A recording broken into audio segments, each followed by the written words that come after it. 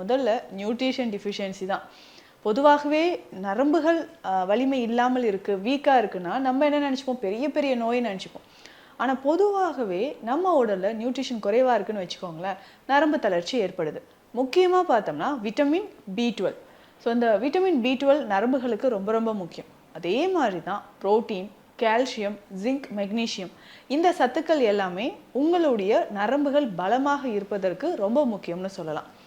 முன்னாடி மாதிரியெல்லாம் என்னால் எழுதக்கூட முடியல. பென் எடுத்து எழுதும்போது கை நடுங்குது. காஃபி குடிக்கிறேன், இல்லை டூ வீலர் ஓட்டிகிட்டு போகும்போதோ, இல்லை டோர் ஓப்பன் பண்ணணும் அப்படின்னு சொல்லும்போதோ எனக்கு கை நடுக்கம் இருந்துக்கிட்டே இருக்குது. அப்போது எந்த ஒர்க்கும் என்னால் கான்ஃபிடெண்ட்டாக செய்ய முடியல. ஸோ ஆஃபீஸில் இருக்கக்கூடிய ஒர்க்காக இருக்கட்டும், வீட்லேயா இருக்கட்டும், ஸோ எனக்கு யாராவது ஹேண்ட் ஷேக் பண்ணும்போது கை கொடுத்தா கூட கை நடுங்குதுங்க அப்படின்லாம் ரொம்ப ஒரு டிப்ரெஷன் இதனால் நிறைய பேருக்கு இருக்கும். ஸோ இதற்கு நம்ம என்ன பண்ணலாம்? இந்த நரம்பு தளர்ச்சி அப்படின்ற ஒரு விஷயம் என்னென்ன காரணங்கள் அப்படின்னு பார்த்தோம்னா, முதல்ல சொல்கிறது இந்த விட்டமின் டிஃபிஷியன்சி.